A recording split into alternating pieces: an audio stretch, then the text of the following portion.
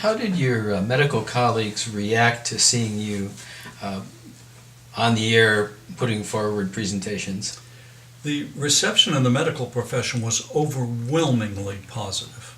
Overwhelmingly so, not just from individual physicians, but from medical organizations as well, because they saw I was committed to telling the truth and to telling the medical story well, trying to be as honest and comprehensive as we could be.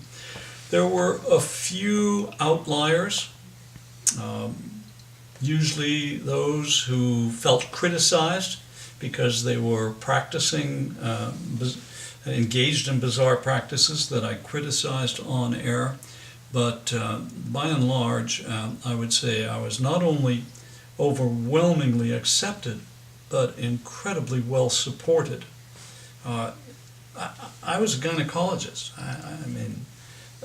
I didn't know about urology and neurology and internal medicine and nephrology, but on the air I had to answer all these questions. And I got the answers, and sometimes the questions, from experts, hundreds of them across the country, who supported our effort. How about your patients? How did they respond? And then, in a more broad context, just the consumers out there, how did they respond to your presentations? Well, the response from the television viewing audience was overwhelmingly positive.